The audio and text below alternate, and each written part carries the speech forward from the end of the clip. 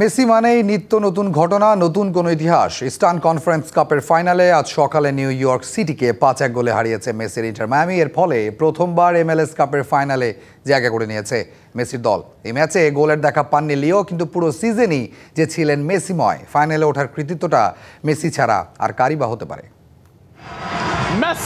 বয়স 38, খেলছেন ক্যারিয়ারের এক্সট্রা টাইমে। তবুও তার পায়ের জাদুতে প্রতিনিয়তই ঝলসে যাচ্ছে প্রতিপক্ষ। লিওনেল মেসি যেন এখনো খেলছেন তার সোনালী সময়ে। MLS-এর ইস্টার্ন কনফারেন্সে নিউ ইয়র্ক সিটিকে 5-1 গোলে উড়িয়ে কাপ ফাইনাল নিশ্চিত করেছে ইন্টার মায়ামি। 25 বছরের ওয়ারেন্টিযুক্ত দীর্ঘস্থায়ী দরজা প্রোটেক্টর, আধুনিক ও মজবুত দরজা। মায়ামির ইতিহাসেই যা প্রথমবার। কৃতিত্ব পুরোটাই মেসিকে দিয়ে দিতে পারেন সতীর্থরা। মেজর লিগ সকারে মেসির জাদু যেন এক চলমান প্রক্রিয়া। ইস্টার্ন কনফারেন্সের সর্বোচ্চ 35 গোল ও 22 অ্যাসিস্টও তার ঝুলিতেই। সেই সাথে রোববার সকালে গড়লেন ইতিহাস। প্রথমবার মায়ামিকে নিয়ে গেলেন MLS কাপের ফাইনালে।